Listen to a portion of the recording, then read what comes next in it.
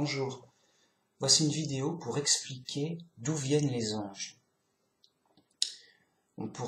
Certains pourraient croire, Dieu, il va créer des anges comme ça, c'est bien, c'est sympa. Puis il va créer des humains, puis des animaux, voilà. Et puis, c'est pas de chance pour les animaux. C'est pas de chance pour les humains non plus, d'ailleurs. Donc voilà, il y en a qui ont de la chance, ils sont nés directement anges. C'est pas chouette, ça? Et nous, si c'est pas de malchance, si c'est pas un coup de malchance, on est né directement humain dans l'épreuve, perdu et mortel. La cata, quoi. Mais il y a encore plus malchanceux que nous. Il y a les animaux. Eux, il n'y a pas d'espoir de salut. Voilà, fin de la vidéo. Au revoir, c'était qu'un coup de chance. Alors évidemment, ça c'est pour les athées, la chance. J'ai dit, mais on parle des chrétiens habituels. Oui, c'est les chrétiens à moitié athées, c'est vrai. Ils croient en l'évolution, ils croient en ce que tu veux, des trucs païens, tout. Mais ils croient pas en la Bible, c'est dommage. Donc, trêve de plaisanterie, ce n'est pas une question de chance de naître humain, animal ou ange. Et pour cause, Paul, dans un long passage, nous explique très clairement, sans ambiguïté, de manière claire et définitive, que nous allons être ressuscités en anges. Il n'y a pas de débat.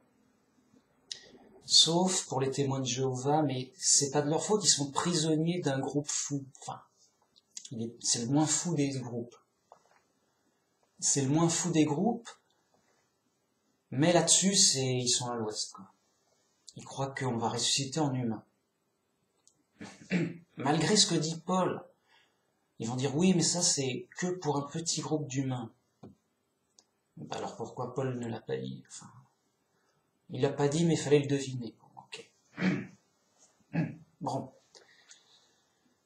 Donc, Paul nous dit très clairement que nous allons ressusciter en anges.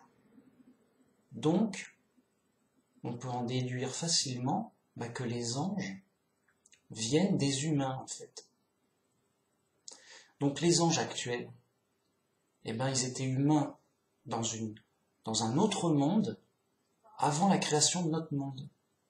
Tout simplement. Et donc, c'est pas un hasard, c'est pas un coup de chance s'ils sont des anges.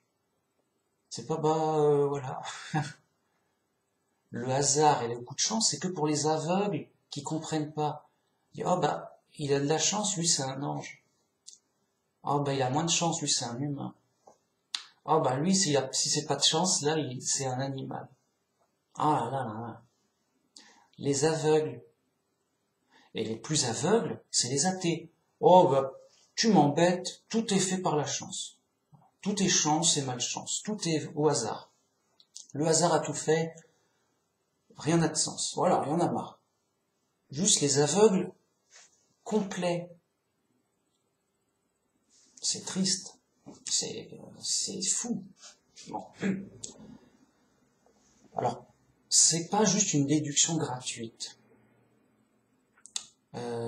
Je vais en donner les preuves sur son passage. Car il explique bien que d'abord, on doit naître terrestre. Et ensuite, seulement, on est céleste. Il explique bien, et c'est tout, quoi. Et ensuite, on verra que ça nous donnera un cadre général pour bien comprendre la situation dans l'idéal. La situation dans l'idéal, c'est évidemment que Adam et Ève ne font pas de péché et que le projet continue normalement sous la direction de Dieu et ça donne tout autre chose. C'est le cas idéal. Nous, on est dans un cas très malheureux où Adam et Ève ont péché dès le début et donc on est dans l'épreuve dès le début, quoi. Parce que le diable a fait en sorte de mettre des difficultés, des tentations, autant qu'il peut. Et ça a marché dès le début. Voilà, mais c'est pas automatique ni obligatoire. Vous voyez ? Quelqu'un qui sait qu'il ne doit pas faire quelque chose, il va pas automatiquement être hors la loi. Donc, le gars qui est hors la loi, il va en prison. Et il réfléchit, il dit, ah, mais si j'avais pas fait ça, et que j'avais résisté à la tentation de faire quelque chose de hors la loi, j'aurais pas été condamné et jugé, je serais pas en prison, là. Donc, ok, j'aurais été embêté parce que je voulais un truc ou une situation difficile, mais si je l'avais résolu de manière légale et autrement, eh ben, les choses auraient été autrement. Et sans doute mieux. Vous voyez ? Eh ben, c'est ce qu'on va voir. On va voir le cas normal, idéal, mais légal. Mais tout à fait normal. Et justement, beaucoup de chrétiens et de fous, mais des fous, il y en a. Il y en a vraiment partout. Ils disent, voilà, Adam et Ève étaient obligés de pécher. Ils étaient obligés, c'était comme ça. C'était prévu même. C'était prévu qu'ils pêchent à un moment ou à un autre. Et c'est normal d'être perdu. C'est la création normale de Dieu. Que oui, enfin, t'as péché, il était temps. On commençait à s'ennuyer au paradis. C'est juste des fous, quoi. Et ça revient à accuser Dieu. Non. C'est comme si quelqu'un fait une injustice, il est au tribunal, et le juge dit, ah, enfin, t'as fait une injustice. On commençait à s'ennuyer, on a tout fait pour que tu fasses une injustice, il n'y avait plus que... Maintenant, c'était à toi de la faire, quoi. Limite, bravo. Mais bon, maintenant, on va te punir quand même. Tu sais, juste des fous. La logique n'a plus de sens pour les fous. Bon, je vais donner mes preuves, sinon je vais m'énerver et on s'en sortira pas. C'est dans 1 Corinthiens 15.35. C'est Paul qui parle. Mais quelqu'un dira, comment les morts ressuscitent-ils et avec quel corps reviennent-ils ? Voilà. Donc là, Paul pose le cadre général. Il pose la question que tout un chacun d'ignorant pourrait poser. Pourquoi vous nous parlez de la résurrection des morts ? C'est curieux. Il pose la question d'ordre général. Et donc, quelqu'un nous dirait, comment les morts ressuscitent-ils ? Enfin, comment ça va se faire ? Et avec quel corps reviennent-ils ? Voilà. Qu'il est sûr d'avoir bien compris. Quoi ? Mais parce que on est dans des idées païennes où normalement, chez les païens, quand la personne meurt, son fantôme sort du corps. C'est une sorte d'un esprit fantôme, quoi. Puis il s'envole et il va au ciel et il va être jugé. Alors, en général, dans toutes les religions païennes, c'est comme ça. Comme par hasard, les chrétiens de Babylone la Grande pensent comme ça. Enfin, comme par hasard, c'est pas du hasard, c'est Babylone la Grande qui a fait une tambouille païen, mélange de tout, quoi. Juste rien à foutre de ce que dit la Bible. Donc, le chrétien perdu, ignorant de Babylone la Grande, il croit que après la mort, on reste en vie. Et qu'on devient un fantôme qui se balade et qui se balade un moment, puis un moment, on dit, bon, tu t'es assez baladé, petit fantôme, allez, viens, va prendre le tunnel, monte au ciel, et tu vas être jugé, et fais ça. Ça, c'est païen. Le christianisme, c'est tout autre chose, et je suis obligé de le répéter, tant c'est méconnu et rejeté. Mais non, on n'en veut pas. Garde ta religion chrétienne, on n'en veut pas. Nous, on veut notre religion païenne. Donc, la vraie religion chrétienne, c'est que quand on meurt, on est mort. Oh, mais alors qu'est-ce qu'on va faire quand on est mort ? Eh ben, il faut être ressuscité pour revenir à la vie. C'est pour ça que le chrétien, les petits-enfants, ils croient en la résurrection des morts. Alors que les païens, pas du tout, du tout, du tout. Les petits enfants, ils croient, comme des bons païens qui deviennent des fantômes avec des petites ailes, je sais pas, ils volent, ils vont au ciel, ils vont être jugés. Oh, mais c'est tout différent. Oui, c'est tout différent parce que vous êtes dans Babylone la Grande, fausse doctrine, ignorance, confusion. Vous n'écoutez pas du tout la Bible. Enfin, ou quand vous l'écoutez un peu en déformant beaucoup. Voilà, vous savez plus rien. Donc je suis obligé de mettre le cadre normal avant de parler de la résurrection. Vraiment, le chrétien, il croit que quand il est mort, il est mort. Son corps devient poussière, son esprit revient à Dieu, mais inconscient. C'est prouvé, c'est dit et clairement dit. Dans Ecclésiaste, car il n'y a ni œuvre, ni pensée, ni science, ni sagesse dans le séjour des morts où tu vas. Les morts sont inconscients. Leur esprit est gardé inconscient par Dieu en attente de la résurrection.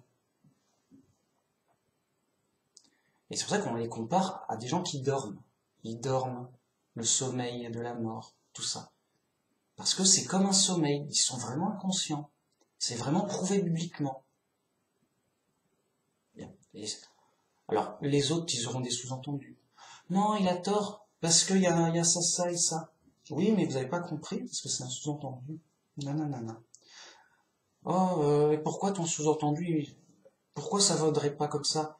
Bah alors, d'expliquez-moi, Ecclésiaste, il n'y a ni œuvre, ni pensée. Oh, bah c'est une façon poétique de dire que t'as plus rien à faire, t'as plus qu'à jouer dans la salle d'attente. Quoi? Ils vont jouer dans une salle d'attente en attendant la résurrection. Oui, voilà, mais c'est pas écrit. Voilà, il y aura droit à tout. Alors là, c'est pas une vidéo pour ça. Donc c'est vrai que ça m'énerve, mais je vais pas faire une vidéo là-dessus, il y en a d'autres. J'ai déjà fait d'autres vidéos là-dessus. Non, le sujet de cette vidéo, c'est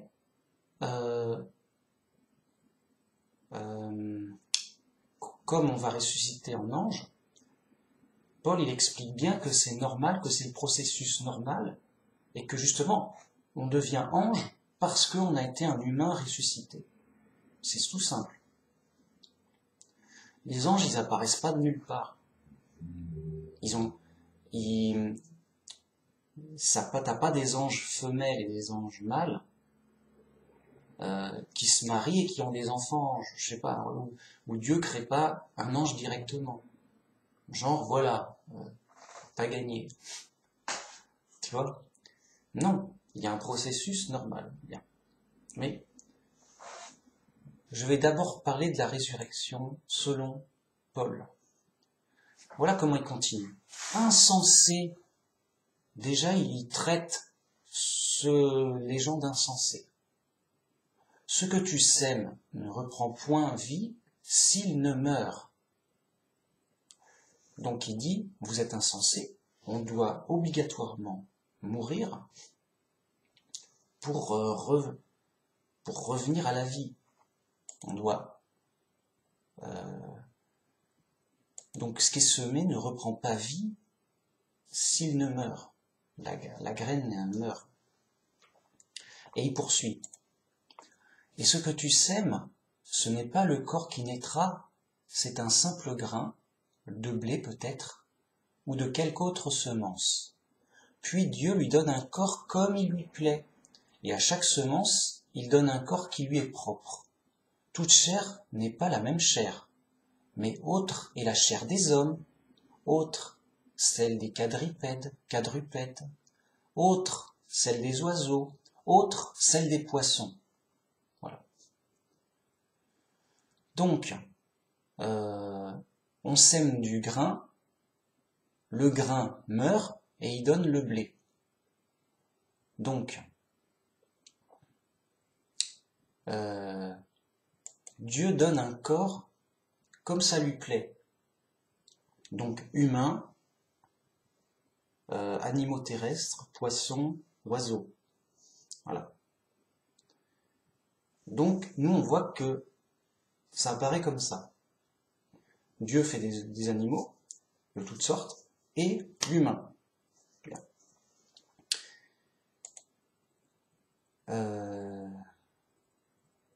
Il y a aussi des corps célestes et des corps terrestres. Mais autre est l'éclat des corps célestes et autre des corps terrestres. Donc là, il a parlé des corps terrestres en termes d'humains, animaux. Mais autre est l'éclat des corps célestes. Et là, c'est les anges dont tu parles. Autre est l'éclat du soleil, autre est l'éclat de la lune, et autre l'éclat des étoiles. Même une étoile diffère en éclat d'une autre étoile. Ainsi en est-il à la résurrection, de la résurrection des morts. Le corps est semé corruptible, il ressuscite incorruptible. Il est semé périssable, il ressuscite glorieux. Il est semé infirme, il ressuscite plein de force. Il est semé corps animal, il ressuscite corps spirituel. S'il y a un corps animal, il y a aussi un corps spirituel. Voilà. Il dit, c'est l'ordre des choses. Dieu a créé les animaux et les humains, comme on sème du grain. Voilà. Et chaque grain donne une plante selon sa forme. Bien. Il est semé corruptible, il est semé corps terrestre, il est semé corps animal. Il ressuscitera incorruptible, plein de force, céleste, ange. Bien. Donc c'est la voie normale. Donc l'humain est semé mortel. Il sera ressuscité un ange immortel. Voilà. C'est pourquoi il est écrit, le premier homme, Adam, devint une âme vivante. Le dernier Adam est devenu un esprit vivifiant.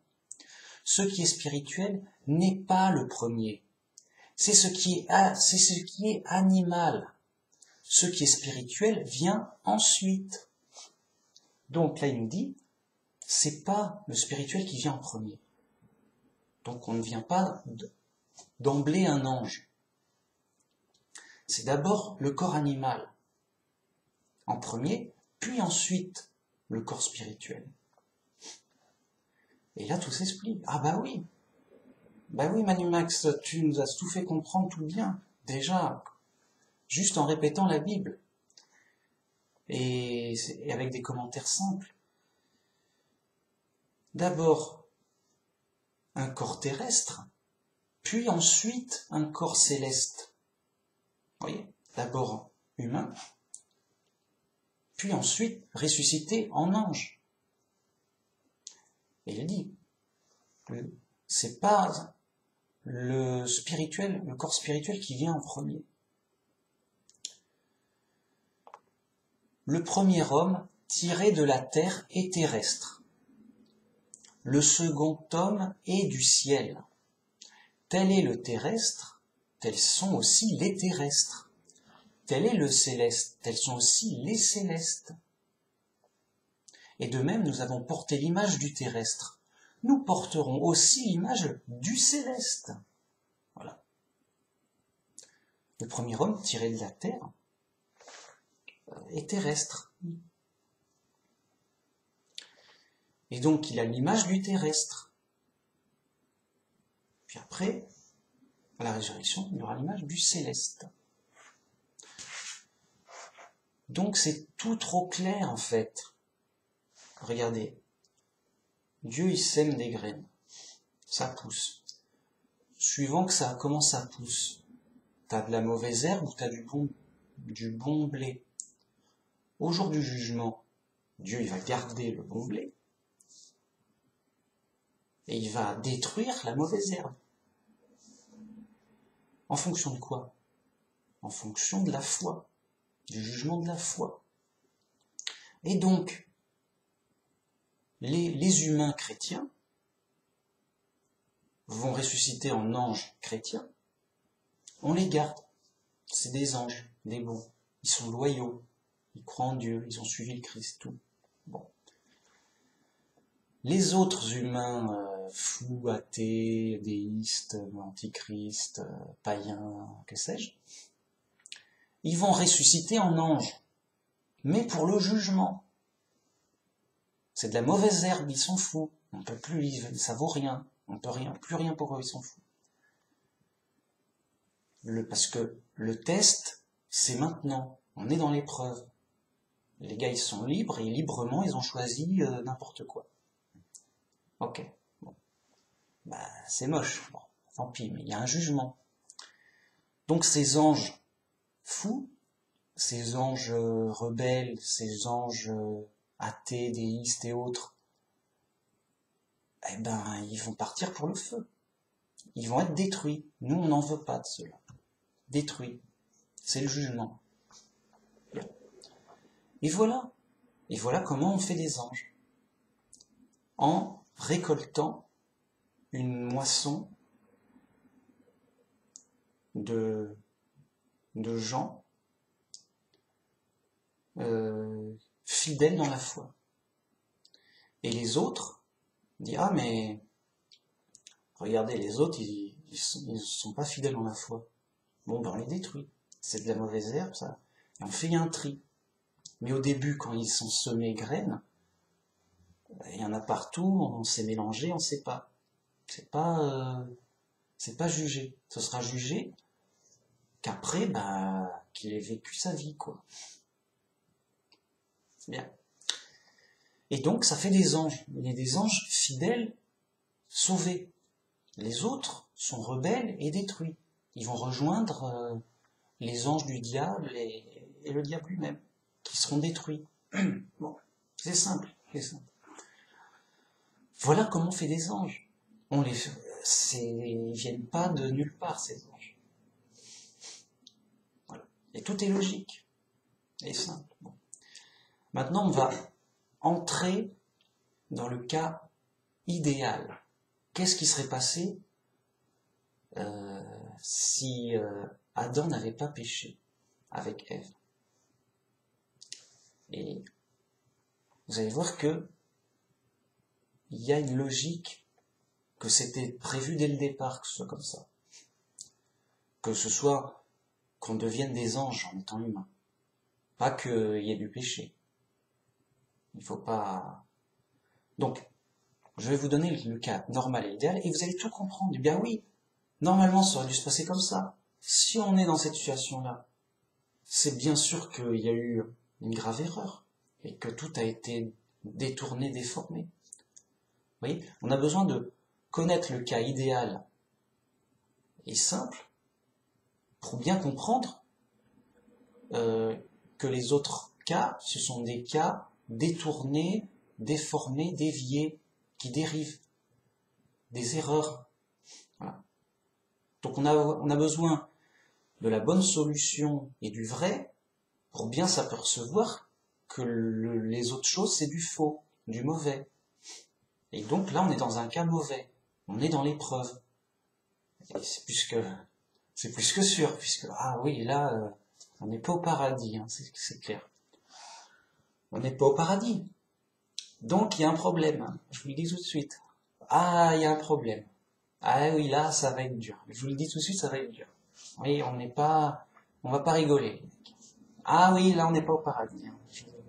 C'est sûr et certain. Il va y avoir des morts, je vous le dis tout de suite. Bon, alors, je poursuis et ce sera bien clair. Ce que je dis, frère, c'est que la chair et le sang ne peuvent hériter du royaume de Dieu, et que la corruption n'hérite pas l'incorruptibilité. Voici, je vous dis un mystère. nous ne mourrons pas tous, mais tous nous serons changés. En un instant, en un clin d'œil, à la dernière trompette, la trompette sonnera et les morts ressusciteront incorruptibles. Et nous serons changés, car il faut que ce corps incorruptible revête l'incorruptibilité et que ce corps mortel revête l'immortalité. Donc, il va nous dire un mystère. Oh, un mystère, génial. Mais un mystère officiel, pas un mystère qu'on s'invente dans la tête. Arrêtez avec les mystères dans la tête que les gens inventent. Oui, je vais t'inventer ce que je veux avec la Bible. Non. Surtout pas danger, alerte rouge. Toute révélation vient de Dieu, du Saint-Esprit, par les apôtres. On n'a pas à inventer. C'est interdit. C'est interdit d'inventer, mais j'ai envie de... C'est clair, vous n'avez pas inventé la religion. Vous n'avez pas inventé les révélations, les prophéties. C'est fou. Laissez les gens qui ont l'autorité avec le Saint-Esprit envoyé par le Christ, laissez les apôtres enseigner avec l'autorité. Et vous serez moins fous. C'est pas compliqué. Punaise. Bon. Paul, il a l'autorité, il a le Saint-Esprit. Paul va parler. Il va nous donner un mystère. On ne pouvait pas le deviner s'il n'avait pas dit. Bon. Alors, qu'est-ce qu'il va dire? On ne va pas tous mourir. Tiens, qu'est-ce qui se passe? Mais tous seront changés. Alors, comment ça, on ne va pas tous mourir? On va tous mourir. Non. À la fin des temps, quand il y aura Armageddon, eh bien, il y a les chrétiens de la fin des temps, donc, auront la marque, une marque, un sceau de Dieu, avec le nom de Dieu, Jéhovah, et le nom du Christ, Jésus, sur leur front. C'est un ange qui va les écrire. Alors, de manière visible ou invisible, je ne sais pas, mais pour marquer les serviteurs de Dieu durant l'épreuve d'Armageddon. Pour qu'ils survivent à Armageddon, justement. Bien. Alors là, les témoins de Jéhovah, ils sont juste... C'est juste des fous. C'est des fous comme les autres. Là, dès qu'on parle de choses compliquées, c'est bon. Tout le monde... il n'y en a pas un pour sauver l'autre. Bon. Donc pour qu'ils survivent à Armageddon, voilà. Armageddon passe, la dernière trompette sonne, c'est la fin, c'est la dernière trompette, c'est la fin des châtiments, tout. Et bien justement, ces élus qui ont été marqués, ils sont enlevés pour la dernière trompette, pour pas qu'ils subissent le dernier châtiment de la dernière trompette. Voilà, après, il y a trompette, sceau, fléau. Donc afin qu'il n'ait pas le 7e fléau. Donc ils sont enlevés pour rejoindre les autres. Donc à cette dernière trompette, les morts en Jésus vont ressusciter, c'est-à-dire les martyrs. Les martyrs vont ressusciter au ciel. Les chrétiens vivants sont enlevés de la terre, ils sont ramenés au ciel, et au ciel ils sont changés en un instant, enfin peut-être au ciel ou sur terre, mais en tout cas, ou sur le trajet, j'en sais rien, c'est pas... mais ils sont changés en un instant en anges. Donc, le gars, c'est Armageddon, c'est un vrai chrétien, c'est terrible et tout, mais il a le sceau de Dieu sur le front, le nom de Dieu et le nom du roi sur le front. Donc il a Jéhovah, Jésus. Écrit par un ange, c'est pas à peine de le... Il y a des fous qui vont se l'écrire eux-mêmes. Non, moi je veux pas mourir. Mais c'est un ange qui le fera.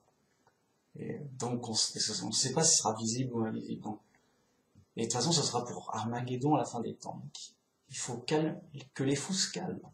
Ça ne sert à rien la folie, je vous assure. Vous allez vous faire du mal pour rien. Donc un vrai chrétien, durant Armageddon, il a son sceau, il survit Armageddon. La dernière trompette sonne. Il est enlevé. Oh, qu'est-ce qui se passe? Je vole. Enfin, il est enlevé par un ange, je ne sais pas comment, pour aller au ciel.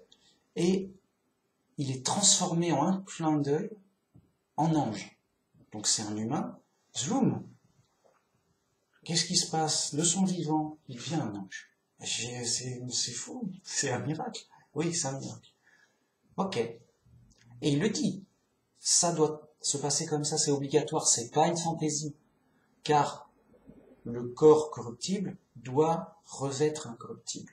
Le corps mortel doit revêtre l'immortalité. Donc devenir un ange. C'est simple. Pour les fous, ça sera pas simple.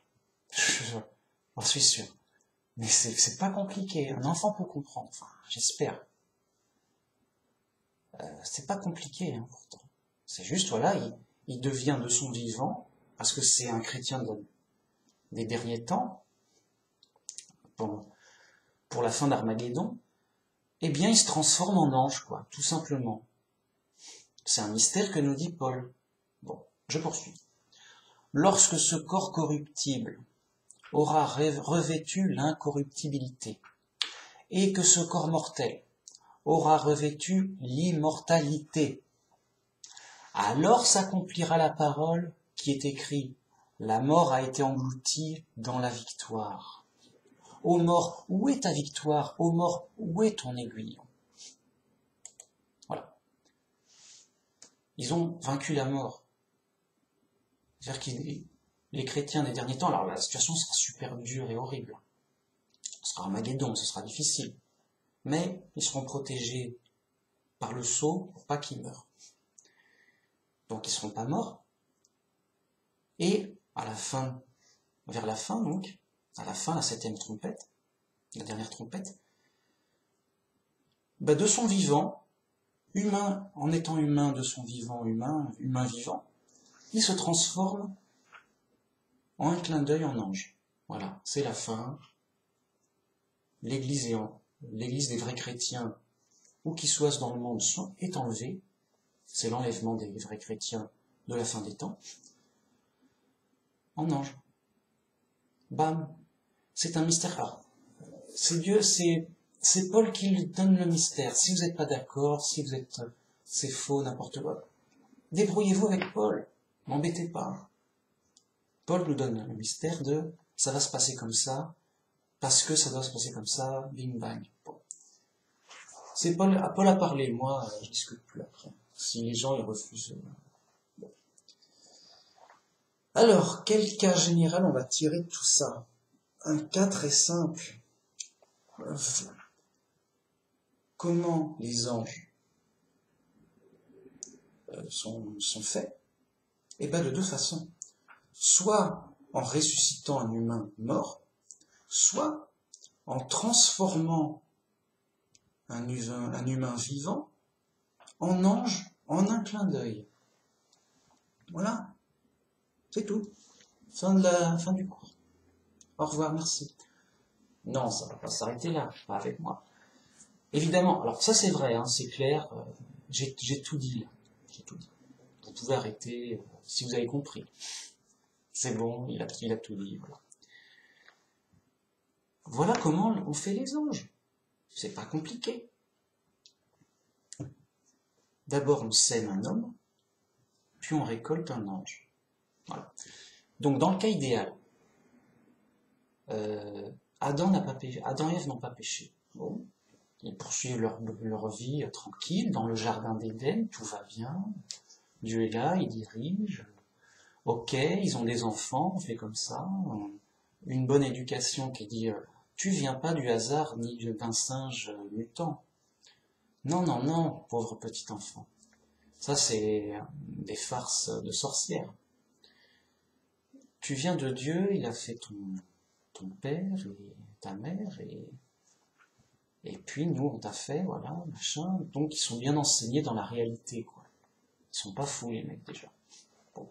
Mais ils sont dirigés par Dieu. Dieu parle directement à Adam, en tout cas, et peut-être aux autres. Mais il est là, zéro problème. Bon. Adam, il vit 1000 ans. Adam, il vit 2000 ans. Il vit sa vie de... Voilà. À un moment, la terre est remplie. Parce que ça se remplit de... Imaginez, ils se reproduisent de manière exponentielle, mais en plus, personne ne meurt. Donc vous imaginez la vitesse à laquelle on peut remplir la terre si on a des enfants, que les enfants ont des enfants, et que personne ne meurt. Ça fait...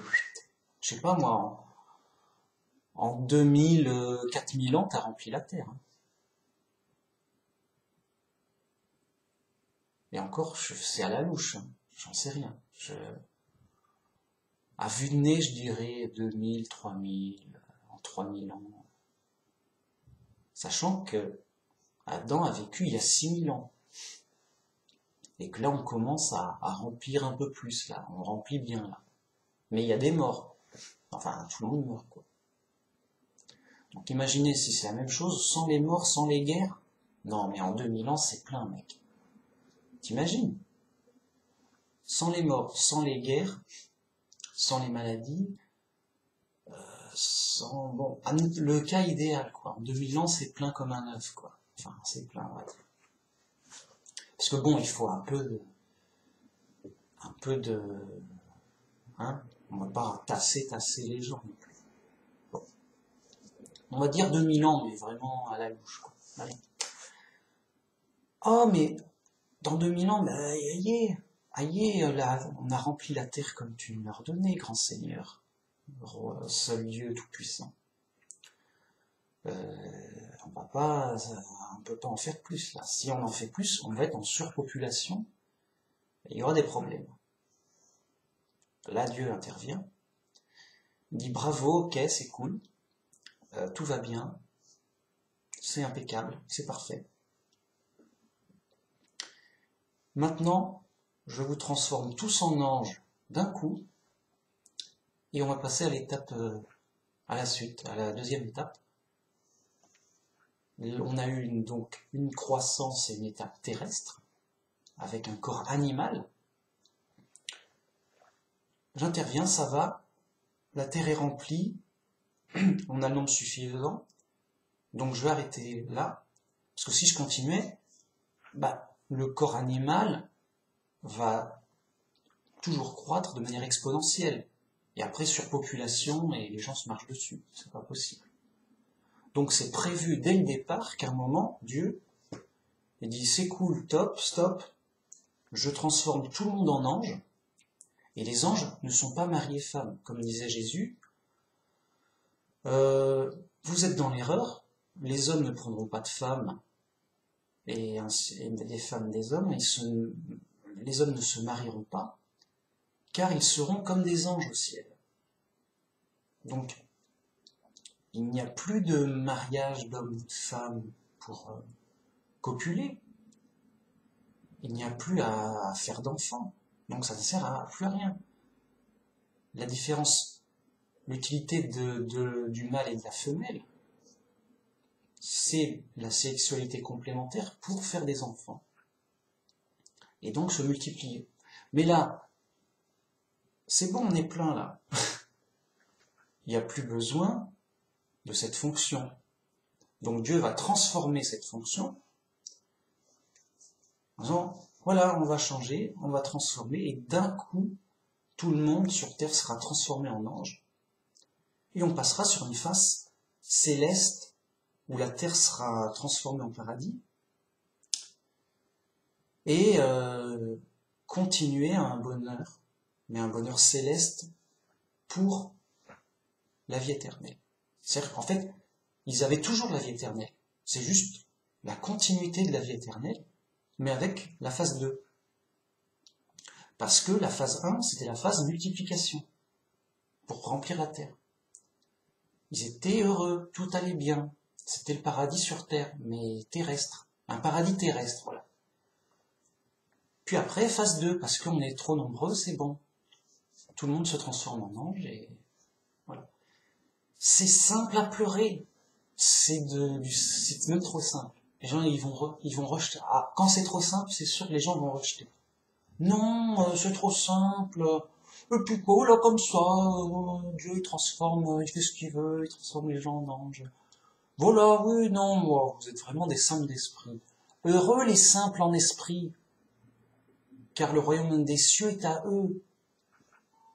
Donc ce que je dis, c'est pure vérité. J'ai pas inventé j'ai pas inventé quelque chose de compliqué, j'ai rien inventé du tout. C'est Paul qui le dit. Les humains vont être ressuscités en anges.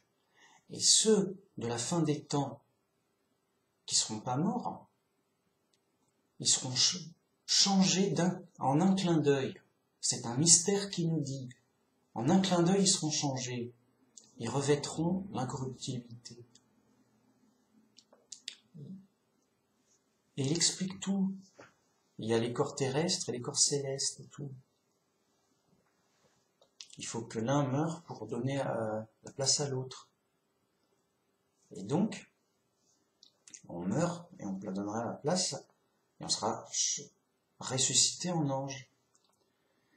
Mais pour ceux qui ne sont pas morts, qui n'ont pas à mourir, d'une façon ou d'une autre, eh bien, ils seront transformés en un clin d'œil en ange. C'est tout. Donc, si vous êtes étonnés, c'est que dans les églises du monde aveugles et folles, on n'entend pas ça. Les mecs, ils sont trop à l'ouest. Les mecs, ils sont dans des doctrines païennes, déjà. Ils vont vous dire, dans les églises du monde, quand t'es mort, eh bien, ton esprit s'envole et il va être jugé en haut. Voilà. Et ce qui est faux. La Bible, elle parle du jugement à la fin des temps. Tous les morts seront ressuscités à la fin des temps, après Armageddon. Et ils seront tous ressuscités en anges. Enfin, bon, bah, je peux insister. Donc c'est clair et net, c'est aussi vrai que simple. C'est aussi indiscutable que du répétage de Bible. Je répète là. Je répète, mais en mettant en relief tout ce que ça comporte et que ça suppose. Vous voyez ? Et donc, ça suppose que les anges viennent d'humains qui ont vécu une vie humaine et qui ont été jugés dignes de rester vivants, d'être sauvés. Les autres sont détruits.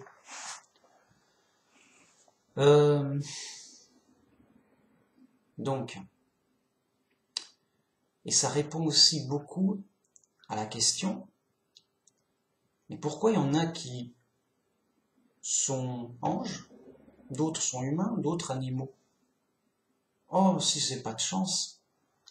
Alors, les animaux, ils viennent d'où? C'est qui ces mecs? Je les connais pas, moi, ces mecs. Ils viennent d'où? Pourquoi ils souffrent autant? Pourquoi ils n'ont aucun espoir de salut? Moi, j'ai 2 chats, moi, par exemple. Qu'est-ce qu'ils ont fait? C'est quoi l'embrouille? Qu'est-ce qui va leur arriver? On va me dire, t'occupe pas, c'est des animaux, bouffe-les, j'en ai rien à faire. Bouffe tes chats et m'embête pas. C'est que des chats, quoi. D'accord, mais si t'étais un chat, tu ferais la gueule quand même. Enfin, tu serais pas conscient même. Tu serais juste trop dans... Imaginez, vous avez un athée fou dans les ténèbres. Mais le mec, au moins, il en sait un peu plus qu'un chat, quoi. Alors, imaginez un chat. C'est comme un athée qui, en plus, peut pas réfléchir. Et il est pas prêt de sortir, le mec. Il est grave, enfin. Eh ben, vous l'avez dans le mille, et je vais vous le dire très clairement. Naître animal, c'est une punition.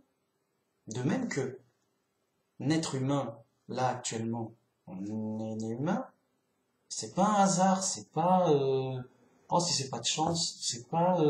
Oh, mais moi j'ai rien fait, pourquoi j'ai mérité?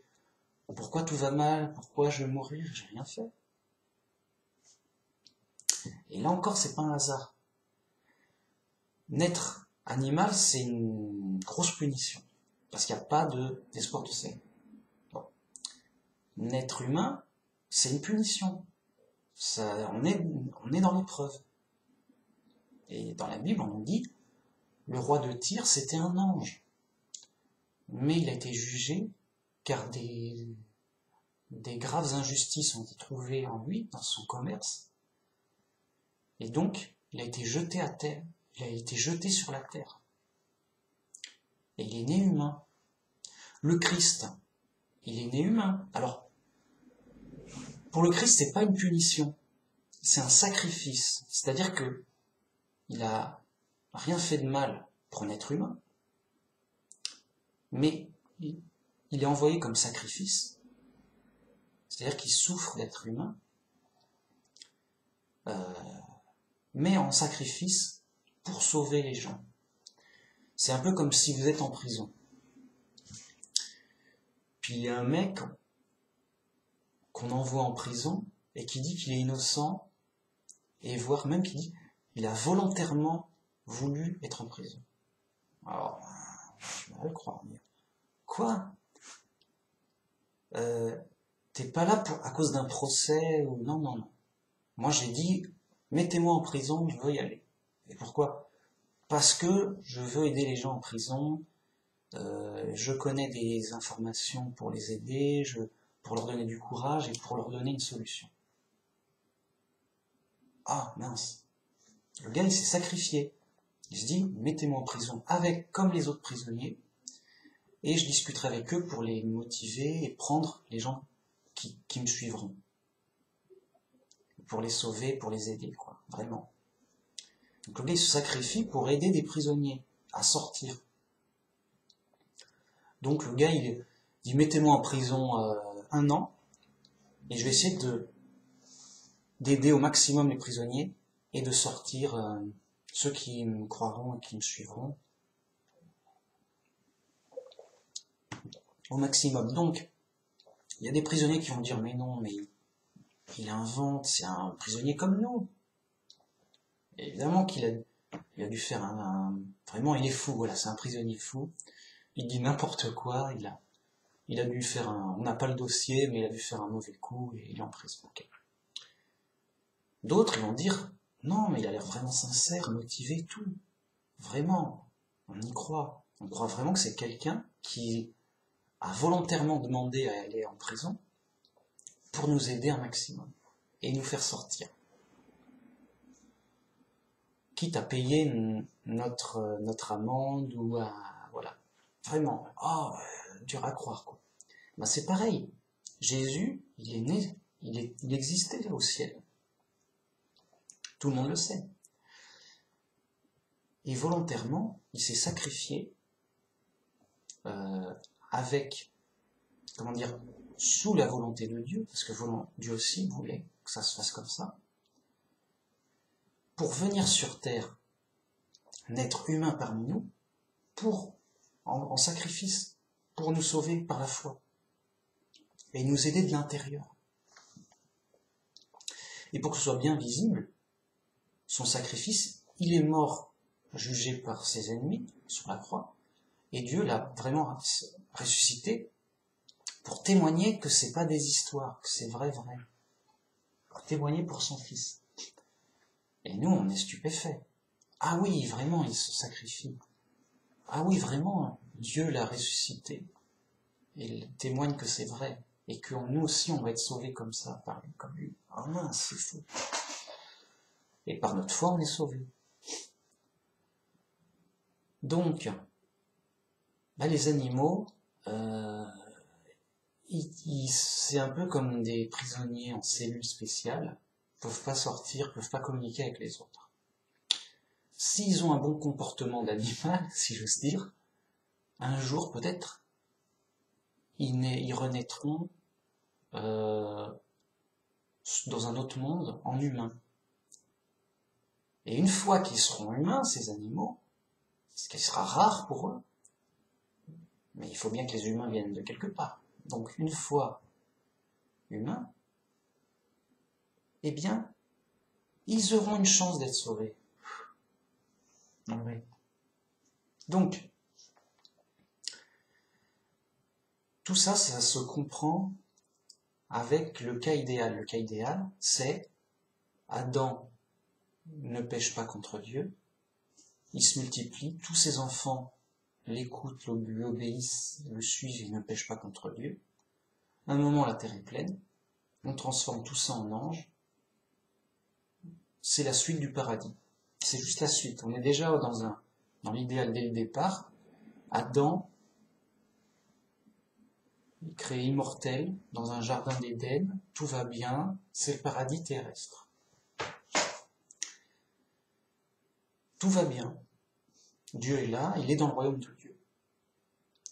C'est juste que le royaume de Dieu va se transformer en royaume de Dieu sur terre, mais céleste. La terre va se transformer en royaume de Dieu paradisiaque pour les anges. Il y aura une transformation. Mais ce sera le même endroit, les mêmes gens, quoi. Bien. Donc ça, c'est le cas idéal où tout le monde est sauvé, quoi. Parce que personne n'a péché et que il n'y a pas besoin que les gens meurent. La mort, c'est déjà une punition. Le salaire du péché, c'est la mort. Si vous mourrez, c'est que vous avez péché. C'est pas un accident, c'est pas « Oh, j'ai pas eu de chance. Ah, si j'ai pas eu de chance, je serais né un ange, ça aurait été ok. » Non. Donc voilà, tout le monde en ange. Et donc, les animaux à l'origine, ils étaient tous végétariens. C'est important. Donc, ils faisaient pas de vrais péchés dans le sens où je vais pas bouffer un autre, je vais pas en bouffer un autre. Ils faisaient pas de mal, autant volontairement que physiquement, que je vais pas tuer un autre animal pour le bouffer, quoi, vraiment. Donc, ils étaient dans des conditions idéales, l'animal. Et donc, ces animaux, la plupart, peut-être pas tous, eh bien, seraient, une bonne partie sélectionnée, seraient devenus les futurs humains d'un autre monde. Pour sauver tout ce beau monde, enfin, tout ce monde à sauver, quoi. Parce que, donc, ça c'est le cas idéal, mais le cas nuisible, c'est l'inverse. C'est, ok, ce beau monde est devenu des anges, mais ces anges ont toujours le libre arbitre. Ils peuvent faire des fautes, des rébellions. Et c'est ce qu'il y a eu. À cause du diable, le diable a fait une rébellion secrète, cachée par la ruse. Et toujours de manière secrète et par la ruse, il a tenté Adam et Ève pour rejoindre la rébellion. Mais toujours secret, par la ruse. Par l'intermédiaire d'un serpent qui soi-disant parlait. Un serpent qui parle, ça n'existe pas. C'est donc bien une ruse du diable. D'une quelconque façon. On a une limite, on n'a pas envie de savoir comment. Il s'est débrouillé, mais ça s'est fait. Comme ça. Bon. Donc, ces anges rebelles, d'abord, ils sont rebelles de manière cachée. Ils n'ont pas envie d'avoir de problème. Mais après, regardez le roi de Tyr. Tu étais beau, tu étais parfait, tu avais un grand éclat, mais tu as ruiné ta sagesse par ton orgueil et par l'abondance de ton commerce, à accaparer des richesses tout le temps. Et à un moment, de l'injustice a été trouvée en toi. C'est que, il a été découvert qu'il a fait une grave injustice. Il a fait un crime. Ou plusieurs. Il dit, mais regardez, maintenant c'est visible, maintenant c'est pas caché. Regardez, là, il a fait un crime. On a réuni les preuves. Bon, il va au tribunal, cet ange. Il dit, mais pourquoi tu fais ça et ça? c'est un crime, c'est illégal. Oui, mais bon, les affaires, tout ça, puis moi je suis au-dessus de tout ça. Bon, je sais pas ce qu'il a répondu, mais ça n'a pas convaincu. Et Dieu l'a jugé. Je te jette à terre. Je te réduis, je te détruis, chérubin. Et tous les hommes regarderont ta chute. Tous les rois, tous les... Et donc cet ange a été mort en tant qu'ange pour renaître humain. Il a régressé en humain. Cet humain, c'était le roi de Tyr, et comme la prophétie le disait, tous les rois alentours ont été stupéfaits de sa chute, car c'était pour prophétiser la chute de ce roi et de dire pourquoi il va chuter, en raison aussi de son passé d'ange rebelle. Et donc je te réduis à néant, tu n'existeras plus jamais. Et en effet, ce roi de Tyr ne faisait pas partie du peuple de Dieu, et donc il ne sera pas sauvé. Donc il est né en ange, en humain, pour après être détruit. Et après, qu'est-ce qu'il va devenir? Est-ce qu'il va renaître humain dans un autre monde? Est-ce qu'il va naître animal? S'il a vraiment fait des méchancetés, je ne sais pas. Pire. Voilà, ça on ne sait pas. Mais voilà la logique des choses. Simple. Et donc, Dieu fait les choses parfaites dès le début. Adam était... tout allait bien dès le début. Puis, il y a eu des lois, des règles. Tu ne mangeras pas de ce fruit, sinon tu mourras. Bien. Les choses sont claires. Il est sous la direction de Dieu. Pour son bien. Si il désobéit à Dieu, c'est pour sa mort. C'est grave. Et Dieu lui dit, si tu manges de ce fruit, tu mourras. Alors attention, c'est interdit. Il a bien compris. Il dit, oui, il ne faut pas désobéir. Quand même, ça se fait pas. Je veux dire, j'ai pas envie de mourir. Bon, jusque-là, tout va bien. Mais après, il y a d'autres rebelles, mais cachés. Il y a des rebelles cachés qui ont une mauvaise influence et qui même des fois font des ruses pour nous faire causer du tort. Et donc il y avait ce diable, le diable c'était un ange, le chef des rebelles, mais caché. Et ce diable sera vraiment jugé tout à la fin, parce qu'il est très malin, il n'a pas envie de se faire détruire dès le début. Bon. Enfin, il n'a pas envie de se faire détruire du tout, quoi. Et donc, en tout cas, il est plus malin que l'ange qui est devenu le roi de Tyr, parce que lui, il a pris, quoi. On a trouvé de l'injustice, il y a eu une décision de justice, bam, bam. Alors que là, c'est un serpent qui a parlé à Ève. Donc qu'est-ce qu'a fait Dieu? Il dit quoi? Le serpent t'a dit ça? Vraiment? Oh, j'aurais fait un serpent qui parle, moi. Tiens, j'ai pas fait gaffe. Tiens. Un serpent qui parle. Ça a l'air embrouillé tout ça. Évidemment qu'il savait tout, Dieu. Mais c'était pas manifeste, c'était caché. Et lui, il agit quand les choses sont claires pour tous. Sinon, il agit, mais autrement, indirectement, mais en tout cas, il fait une décision judiciaire devant tous quand tout est clair pour tous. Donc, qu'est-ce qu'il a fait, Dieu? Il a condamné le serpent. Disant, en effet, le serpent a fait ça. C'est un fait. Mais bon, en condamnant le serpent, indirectement, il condamne le vrai auteur qui était derrière le serpent. Voilà. Mais, puisqu'il y a apparence que c'est un serpent qui a parlé pour tromper Ève, Et ben il condamne le serpent devant Adam et Ève pour dire bon bah il a dit ça, il a dit ça. Il aura une punition. Vous voyez? Sachant que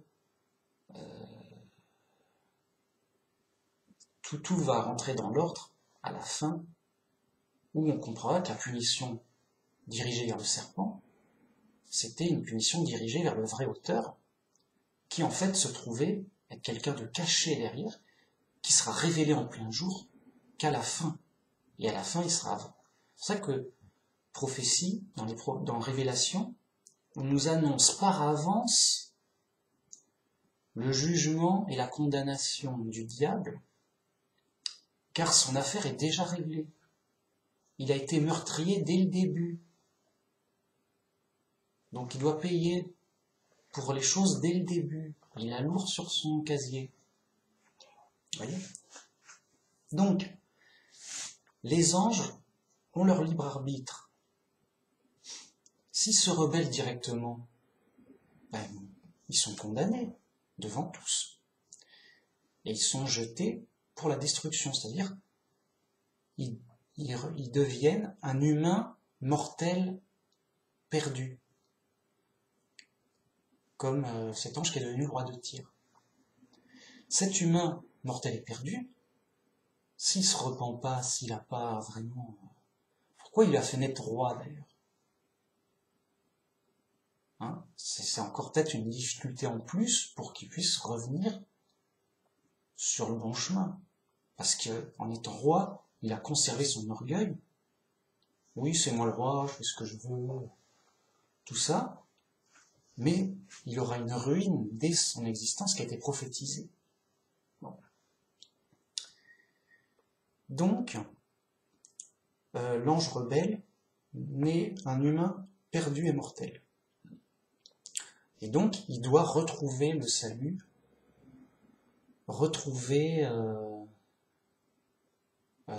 revenir au royaume de Dieu. Sinon, il reste dans le malheur. Écoute, t'es humain, c'est normal, quoi. Tu vas vieillir, tu vas mourir, et tu peux être malade, tu peux avoir un accident, dur, tout ça. C'est l'épreuve.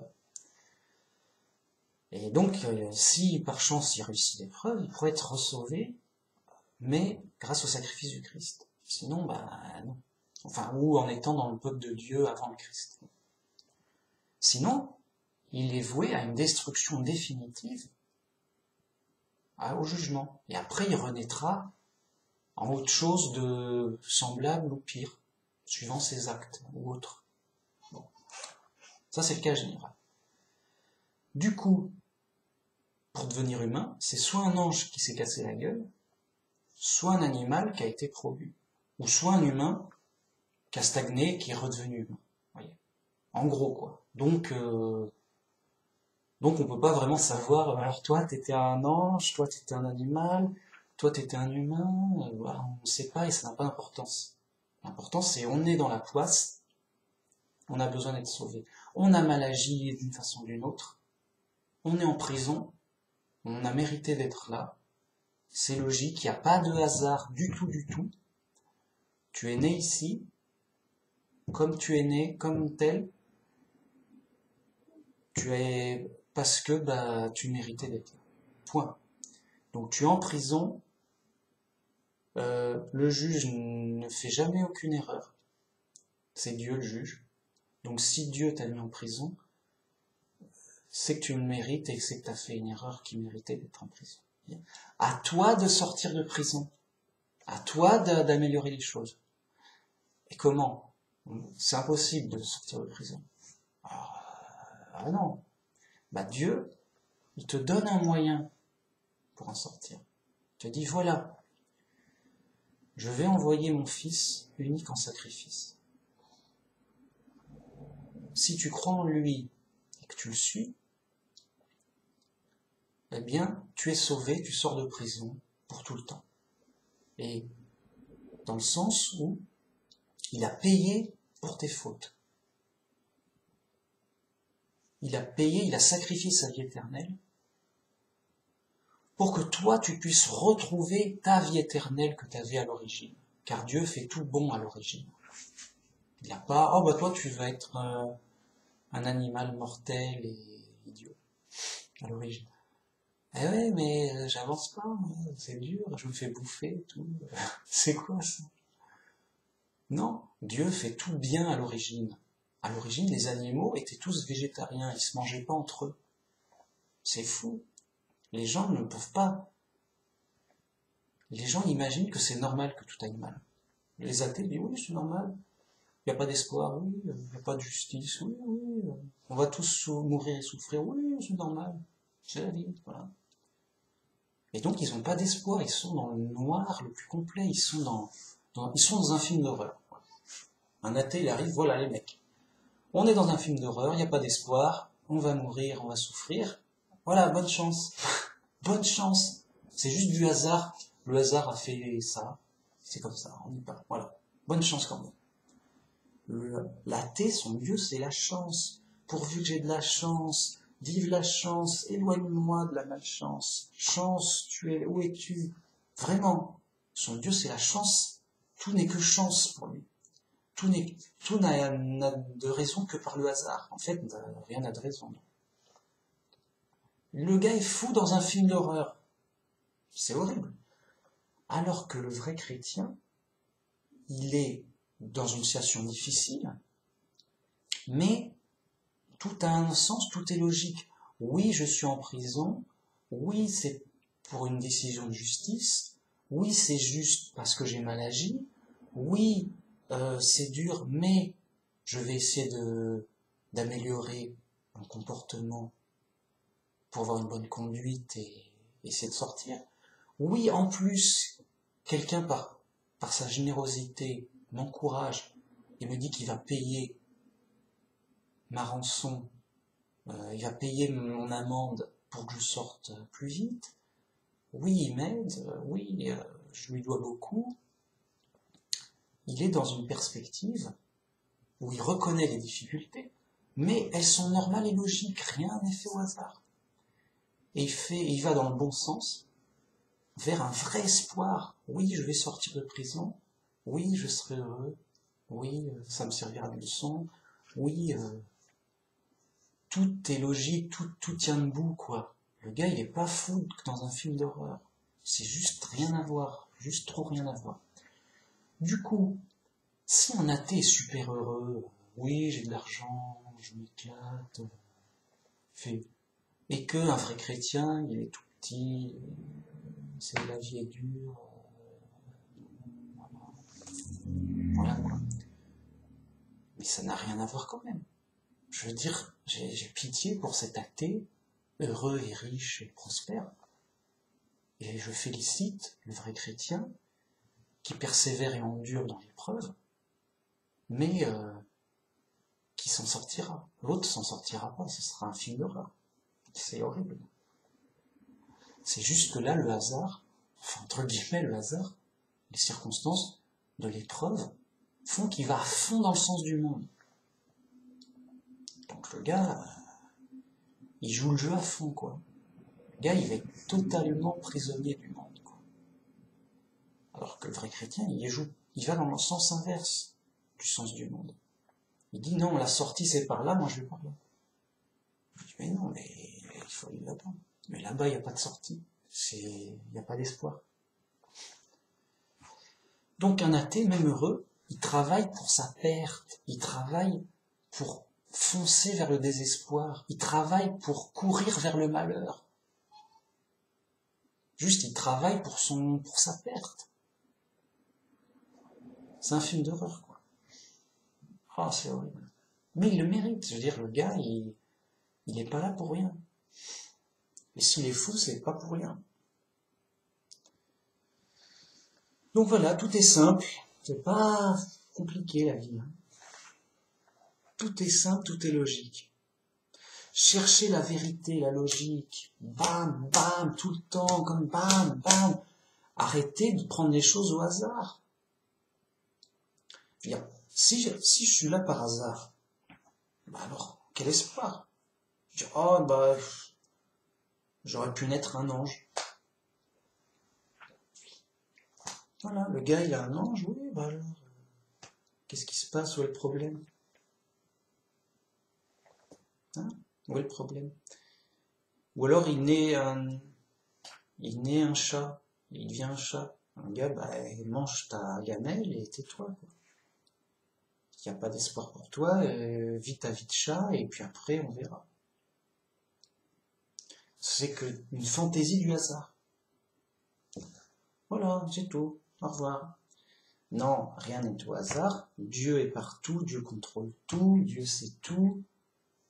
C'est prévu, c'est ok. Et on a déjà le programme. Avec la vie, tu as le programme.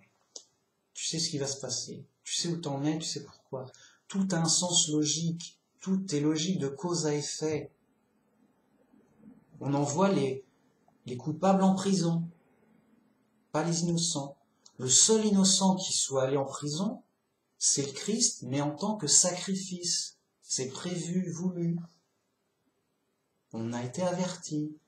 Lui, il est innocent. Lui, il est innocent. Lui, oui, lui. Pourquoi lui, il a rien fait de plus? Il vient de naître.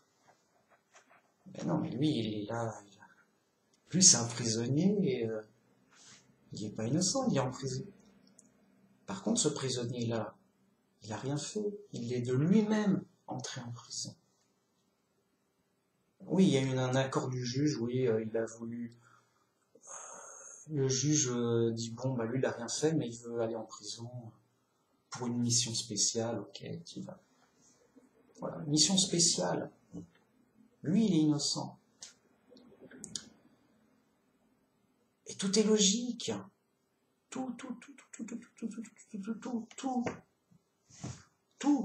C'est. Qu'est-ce qui a été fait par hasard? Bah, des broutilles, le vent a soufflé, de l'à côté, de l'insignifiant. Le hasard n'est pour rien pour les choses importantes. Oui. Si donc là on est un peu soumis au hasard, qu'est-ce qui va m'arriver? Qu'est-ce que un accident, tout ça? Mais c'est parce que on est dans l'épreuve, on est dans un monde désordonné. Vous voyez? C'est comme si on envoyait quelqu'un dans la jungle. Et pas de chance, il se fait bouffer par un tigre. Bah, il a vraiment pas de chance parce que il n'y a pas des tigres partout non plus. Mais ça peut arriver parce qu'il est dans la jungle. C'est pas impossible. Et s'il avait eu de la chance, ah bah t'en es sorti vivant alors que pourtant il y avait plusieurs tigres. C'est dangereux la jungle. T'as de la chance. Et là, ah bah t'as pas eu de chance. Il est mort dès le début, dès le premier jour. Et il y avait un tigre qui passait par là. Donc quand t'es dans la jungle, t'as les problèmes de la jungle. Quand t'es en prison, t'as les problèmes de la prison. Et quand t'es au paradis, bah, t'as pas de problème, en fait. C'est, ah bah, tout est ordonné, tout est prévu pour. Alors peut-être qu'il y a des micro-problèmes au paradis. Genre, oh, j'ai reçu une poussière dans l'œil. Bon, ça picote un peu, tu l'enlèves, quoi. C'est tout. Mais c'est rare. Tu vois, on va pas pleurer pour ça, quoi. Mais à part ça, bon, pourquoi? Parce que tout est en ordre par Dieu, prévu pour que ce soit en ordre. Là, on est séparé de Dieu. C'est-à-dire que au jardin d'Éden, c'était le royaume de Dieu. Dieu était là, il parlait avec Adam. Oui, alors tu fais ça, voilà le programme, tu vas faire ça. Vous dominez sur les animaux, multipliez-vous. Ne mange pas de ce fruit, en fait. Mais tous les autres, tu peux manger, c'est cool. Ok, t'inquiète, ça roule, mec. En mode, Dieu, il est là, il dirige. On est dans le royaume de Dieu. Adam a désobéi. Il a été chassé du jardin d'Éden. Il dit, bon, bah, ça va plus, là. On est où, là? Il a désobéi contre Dieu. Donc, il a sa punition. Et il est chassé du jardin d'Éden. Et Dieu ne lui parle plus. Il dit, bon, bah, on se connaît plus. Enfin, on se connaît plus. Il est chassé, il est rejeté, quoi. Et si vous remarquez, par contre, il a parlé à Caïn pour lui donner un avertissement. Parce puisque bon, Caïn, c'est, voilà. Et, pour le tout début, il a parlé à Caïn, pour l'aider, vraiment. Malheureusement, il n'a pas écouté, ou ça n'a pas sur... Ça, en tout cas, il a mal agi, malgré les conseils et les avertissements, et il a tué son frère. Donc, Dieu est encore revenu, mais là, il lui a parlé pour le punir. Tu seras ceci, tu feras. Il y aura cela. Voilà. Parce que Dieu, il parle pas souvent non plus. Au début, en plus. Enfin. Donc voilà, ils étaient bien rejetés. Ils étaient en dehors du royaume de Dieu. Ils étaient livrés, perdus à eux-mêmes, voilà, vagabonds dans le chaos, à se débrouiller, à survivre, quoi. Bon, c'est moche. Et après, conséquence logique, ils n'ont plus eu accès aux fruits de vie, parce que s'ils en mangeaient, ils pouvaient vivre pour tout le temps. Donc ils ont pas pu en manger régulièrement. C'est pas trop tard, j'en ai mangé, je suis devenu Dieu. Enfin non, non. C'est juste t'en manges et ça t'entretient pour vivre éternellement. Et donc, parce que seul Dieu est éternel, hein, il n'y a pas d'embrouille là-dessus. Tu peux pas être Dieu ou éternel en aucune façon, juste en aucune façon. Si on a la vie éternelle, c'est parce que Dieu nous entretiendra éternellement. Voilà. Et là, pour Adam, c'était en mangeant un fruit de vie. Et il pouvait vivre éternellement grâce à ça. Grâce à ça, par Dieu, donc, par l'action, les choses de Dieu, prévues par Dieu, vraiment. Donc il a vieilli, et il est mort à 930 ans. Alors on pourrait dire, les fous d'aujourd'hui pourraient dire, oh c'est pas mal 930 ans, ça fait quand même, même on n'y croit pas tellement que c'est gros, et non, on n'y croit pas, on est fou. C'est vrai, et non seulement c'est vrai, mais c'est un malheur. Il est mort à 930 ans, déjà il a vécu, plus difficilement. Tu vivras tu mangeras ton pain à la sueur de ton front, tu vas te débrouiller maintenant tout seul. Il a vieilli, donc il était vieux, puis il est mort, quoi. Alors que c'était, grave, dur. Et là, voilà. Donc voilà, c'est une vidéo super importante pour bien connaître et cerner les choses, la cohérence du tout, dans la logique, en comprenant le cas idéal qui n'a pas eu lieu, pour mieux comprendre la dérive et le problème qui a eu lieu et dans lequel nous sommes. Vous voyez ? Et donc, oui, il y a eu une injustice grave, il y a eu un jugement, il y a eu une condamnation. Oui, voilà pourquoi il est en prison, et que c'est dur. S'il n'y avait pas eu ça, il n'y aurait pas eu de jugement, il n'y aurait pas eu de condamnation. Il ne serait pas en prison, il serait encore chez lui tranquille, libre et tranquille, là. Oh, mais tout est logique alors. Oui. Mais alors pourquoi il a mal agi? Parce qu'il y avait des circonstances et des tentations qui l'ont amené à mal agir. Donc, avec le cas d'Adam et Ève, on a un cas de base, d'origine. Bam, il s'est passé ça réellement. Ah ouais, mais si s'était pas passé ça, tout aurait été mieux, tout aurait bien continué. Le cas normal, idéal. Là, on est dans le cas anormal, vraiment pénible, dur. On est en prison, c'est un équivalent, quoi. On est en dehors du royaume de Dieu, quoi. On est en prison dans la jungle. On est en prison dans le chaos, l'abandon, le chaos, là, avec les fous. Oh, les fous, ils sont contents. Ouais. Les fous. On est chez les fous, les mecs. On est chez les fous. Les fous, ils roulent. Ça roule, oui, ça roule. Les fous, ils font leur bonhomme de chemin. Où tu vas? Moi, je vais danser, je vais voir un film au ciné. Ouais, moi, moi, j'ai un projet de construire un bidule, je le revendrai plus cher. J'ai un projet commercial. Ouais, là, je vais en vacances là-bas, c'est super et tout, l'éclate avec les copains, la grosse éclate, mec. Voilà, ils sont à leurs affaires du monde, ils sont à jouer avec la matière et la poussière. Ils jouent avec des courses d'escargots, je sais pas, n'importe quoi. Juste, juste des trucs sans importance, quoi. Des trucs de fou, quoi. Alors que la situation est grave. Les mecs, ils s'inquiètent pas. Ils disent, non, mais ça va, l'éclate totale, mec. C'est mon escargot qui a gagné la course. D'accord, c'est cool. Alors que le vrai chrétien, il dit, non, non, il y a un problème.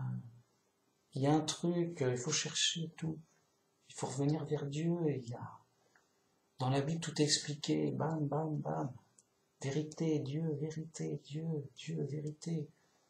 Je dis, mais arrête un peu, va t'amuser avec les autres. Non, mais je vais pas aller avec les fous. Je vais pas m'amuser avec les fous. Je veux dire, on va jouer à quoi? C'est pas possible. Non. Euh, je fais mes occupations qui m'intéressent, bien sûr. Mais je sais que je suis dans l'épreuve.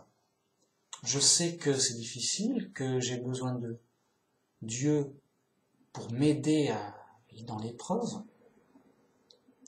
pour me guider, pour m'aider à comprendre, et pour faire au mieux, suivant ma situation, comme un prisonnier qui veille à avoir une bonne conduite irréprochable. Et voilà, ça va aider pour ma libération.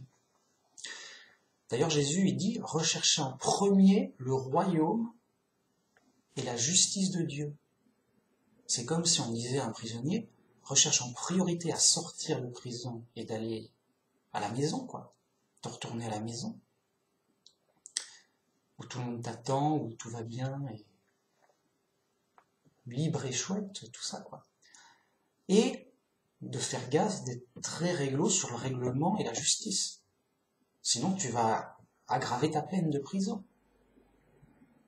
Et le prisonnier, il a tout bien compris. Oui, oui, je veux retourner à la maison, je veux sortir de prison, et je veux être super réglo, je veux pas faire d'infraction, le règlement c'est le règlement, la loi c'est la loi, bam, bam, bam. Sérieux le gars, il écrit des lettres à sa famille, il étudie des lois, je sais pas, mais il est dans des activités sérieuses, vous savez qu'il n'y a pas de risque de déraper. Alors que le fou, il fait la fête, ouais, viens, il y a un arrivage de drogue illégal et clandestin en prison. Genre, tu te fais choper avec ça, t'es cuit, quoi, t'es cuit pour tout le temps, quoi. Déjà, c'est dangereux, les mecs sont défoncés, ils font n'importe quoi après, ils sont drogués à fond. Et en plus, s'ils sont chopés, juste sans rien faire de plus, les gars, ça leur des condamnations en plus et ils vont être en cellule d'isolement, un truc de fou, quoi. En mode, c'est nous les fous, quoi.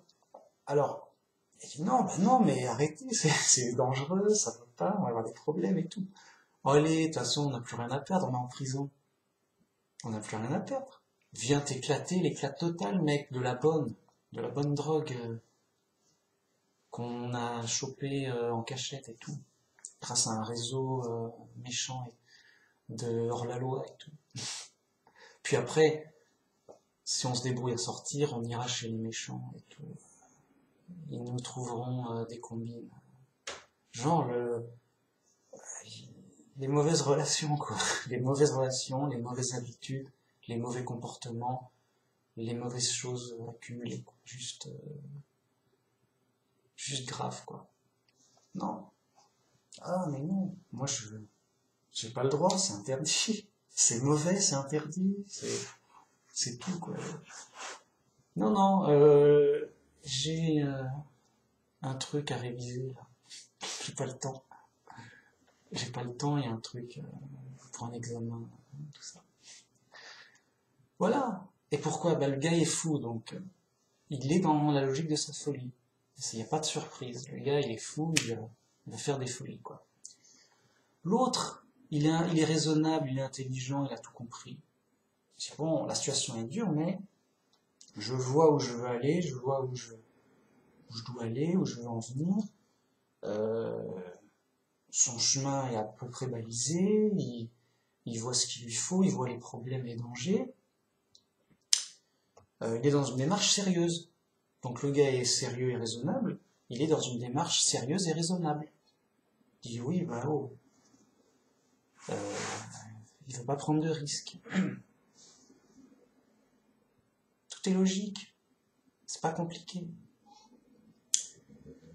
Donc si les choses vous paraissent compliquées, bizarres, néfastes, c'est normal, c'est à cause de l'épreuve et de l'influence des fous. Les fous, ils vous racontent n'importe quoi, donc à la fin on s'y retrouve plus. Hein. Je sais plus. Qu'est-ce qu'on fait, on est où, qui suis-je? Juste, on entend de la folie toute la journée. Non, la tête elle tourne, oui, on est perdu, quoi. Donc c'est normal. On est dans l'épreuve. On est chez les fous. Bam, bam, ça t'éclate la tête. T'as plus de tête après. Tu reviens à la Bible simple. Tu reviens à Dieu, le seul vrai Dieu, dans une pleine foi dans Jésus. Et là, bam, tout est clair. Tu es guéri de ta folie. Tu comprends tout. Tu dis, mince, mais c'est évident. Pourquoi les autres, ils comprennent pas? Mais ils sont fous. Mais oui, ils sont vraiment fous. Bam, bam, c'est réglé, c'est carré. T'es déjà sauvé avant d'avoir bénéficié de ton sauvetage. Tu dis, bah oui, bah forcément. Ça va arriver. Je suis passé de la mort à la vie. De la folie à la raison. Et oui, je suis un condamné à mort. J'étais un condamné à mort, comme les autres. Mais là, on m'a donné une promesse que non. Au jour du jugement, tu ne seras pas détruit, mais tu auras la vie éternelle. Ah, d'accord. Ah, mais alors je suis plus un condamné à mort. Je suis passé de la mort à la vie.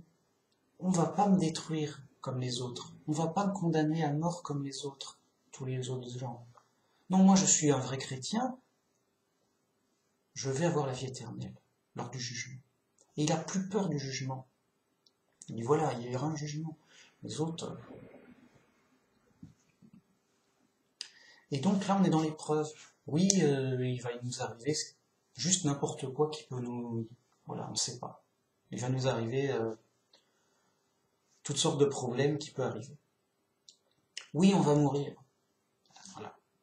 Parce que le salaire du péché, c'est la mort. Mais c'est l'épreuve, et après cette épreuve, il y aura un jugement, et un jugement ultra important, qui décidera si tu reviens en prison, ou si tu en sors pour la vie éternelle. Quoi. Alors si les gens aiment la prison, bah, qu'ils restent où ils sont. Le gars, il aime la vie du monde. Il aime le monde, le gars. Juste le gars, il aime le monde. Oh, t'as vu tout ce qu'il y a dans le monde.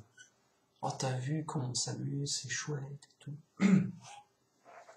Le gars, il est clean, enfin, il est honnête, on va dire. C'est un athée honnête, gentil, ok. Bah, reste dans le monde, reste là. Comme ça, t'auras ce que tu veux, si ça te satisfait. Qu'est-ce que je te dis? Et donc, si donc un athée, après le jugement de la résurrection, il va être détruit, et il renaîtra athée, peut-être humain dans un autre monde, mais ignorant, comme on est ignorant, on a tout oublié, on est ignorant, on a été totalement détruit. Donc notre esprit et notre mémoire a dû totalement se reconstruire, être reconstruit à zéro. Donc ce pauvre athée là, et ben il est revenu à zéro. Il y a tout à refaire. Il y a tout à réapprendre, apprendre à manger, apprendre à faire ses chaussures, apprendre sa géographie à l'école, 1 + 1 = 2, oui maîtresse, apprendre les problèmes de la vie, aller travailler à la sueur de son front, que sais-je, avec tous les dangers, il y a un accident, il s'est cogné, machin, tout. Et voilà, il s'est reparti pour un tour, mec. C'est ta punition. Voilà. Ça te plaît, tu veux pas plus. Et ben tu auras ce que tu auras. Et peut-être qu'il y aura moins de chance que la dernière fois. Peut-être que, voilà. Le gars, il veut retourner dans la jungle. Bah, écoute, vas-y. Mais peut-être que tu auras moins de chance que la dernière fois et qu'il y a un tigre qui va te bouffer. Bon. Donc évidemment que c'est horrible. C'est une sorte de film d'horreur où le gars, il est déjà dans la poisse. Puis après, c'est un peu comme... Bah, il y retourne. Tu sais, il en sort, mais il doit y retourner sans s'en souvenir. Sans souvenir, sans rien. Donc il doit réapprendre à tout depuis le zéro, il doit tout refaire depuis le zéro, quoi. Eh ben mince, ça c'est glauque, c'est horrible. C'est un film d'horreur. Les gens sont dans un film d'horreur, en fait. Seulement, tu sais, dans un film d'horreur, t'as le début, les choses sont normales, oui, on va juste s'amuser entre amis, tu sais. Le monstre n'est pas encore apparu, tu sais. Puis à un moment, dans le film d'horreur, il y a des trucs inquiétants. Tiens, t'as pas entendu un bruit? Je croyais qu'on était seuls ici. Non, j'ai pas, non. Puis après, ah mais, cette porte, elle était pas fermée avant, pourquoi elle est ouverte? Puis après, j'ai entendu un cri, on a tué quelqu'un. Ah, ils ont tué Kenny. Non. Mais qu'est-ce qui se passe? Mais, on l'a tué, mais il y a un tueur ici. Puis après, ah là, il y a un monstre qui apparaît. Ah là, le monstre, il nous court. Fuyons, fuyons, il y a un monstre qui nous court après. Et après, là, on rentre dans le film d'horreur. Séquence d'horreur, là. Donc les gens, ils sont dans un film d'horreur, mais c'est pas encore la séquence d'horreur. Ils ont de la chance, on va dire. Ils ont le bon rôle dans le film. Il y en a un qui a... Soit il s'est échappé, soit il était ailleurs. Il dit non, moi, ça va, j'ai rendez-vous ailleurs, je vous laisse seul, dans la maison hantée. Ok. Donc c'est pas encore la séquence d'horreur. Donc je dis oui, ça va, puisqu'il y a ce café. Puis après c'est la séquence d'horreur. Mais quoi, mais c'est faux, mais arrêtez-le, mais on est où là? C'est un film d'horreur. Non, en fait c'est un film d'horreur. Seulement il n'y a pas de l'horreur toutes les 5 minutes, quoi.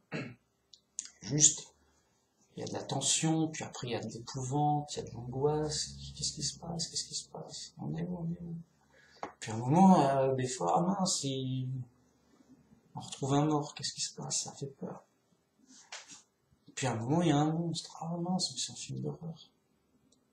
Échappons-nous, sauvons nos vies. Voilà. Bon. Et voilà. Donc là, pour l'instant, les gens sont dans un film pépère. Pépère, c'est l'introduction. Oh, des fois, ça se passe bien, ouais, on s'amuse et tout. Bon. Après, peut-être que le film, il peut virer un peu glauque, quoi, on ne sait pas. On ne sait pas comment va se dérouler le film. On n'a pas l'étiquette. Ça va être un film de quoi? Ah, on ne sait pas. On verra. Donc voilà, c'est tout vu. Quand on a la Bible, on a tout le programme. On sait où on est, on sait pourquoi on est là, on sait ce qui se passe, on sait ce que ça va donner, on sait ce qu'il y aura après. Voilà, tout. On a tout le programme. Donc, faisons comme les apôtres, livrons le bon combat, la bonne course, pour remporter un vrai prix glorieux, un bon prix, une bonne récompense. Comme l'exemple qu'ont donné les apôtres. Voilà. Merci beaucoup.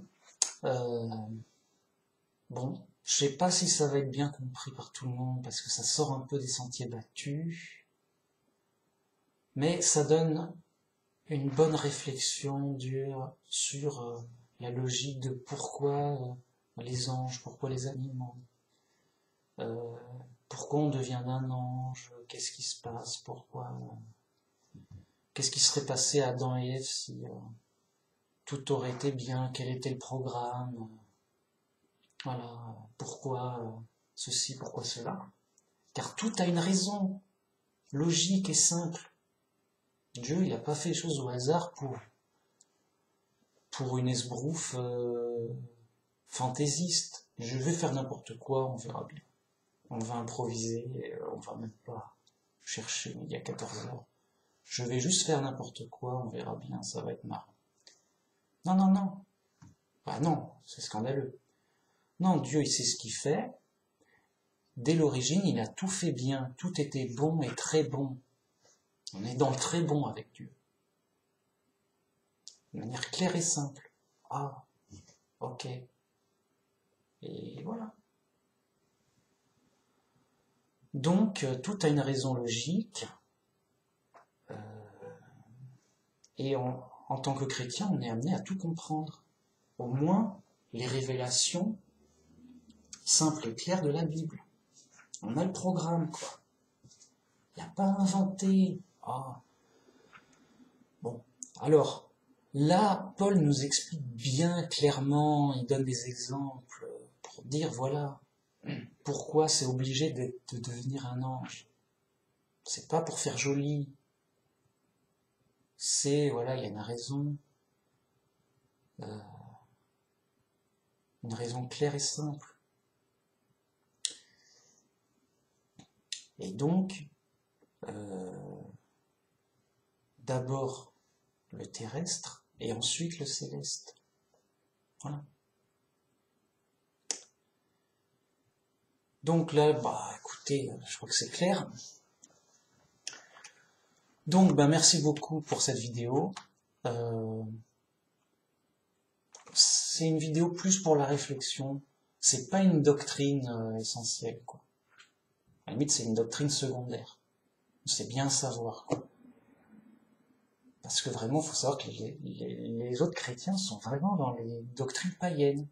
Ils croient tel que les religions païennes, qu'après la mort, on reste en vie, en fantôme, et hop, on continue sa vie de fantôme, quoi, je sais pas quoi. On n'est pas du tout dans la doctrine chrétienne, où nous, chrétiens, on croit à la résurrection et à la fin des temps. Deux choses en plus. Enfin, deux choses très différentes, même. La résurrection des morts, pour revenir à la vie, sinon on ne vit pas. Et si on ne vit pas, on ne vit pas, quoi. On n'est pas vivant, on n'est pas fonctionnel.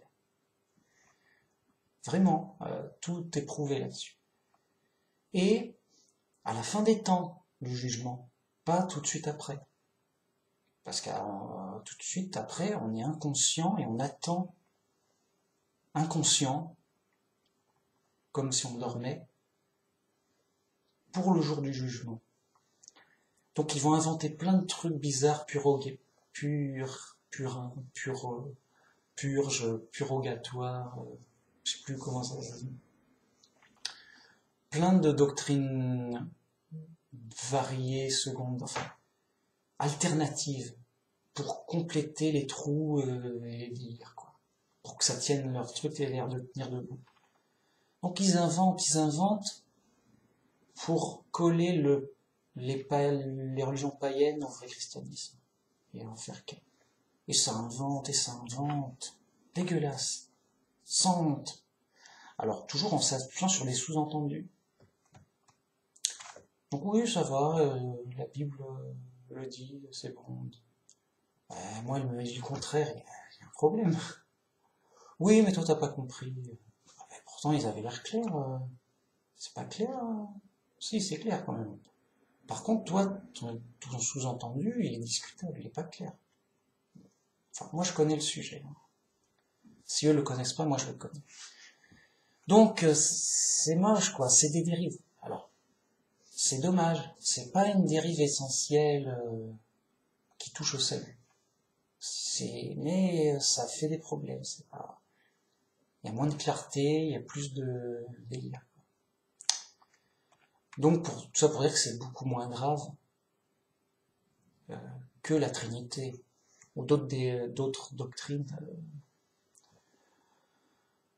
glauques qui touchent au salut, quoi. Donc c'est secondaire, c'est pour la réflexion, mais tout a son importance. Donc c'est très intéressant, ça son intérêt, quoi. Voilà, merci beaucoup, au revoir.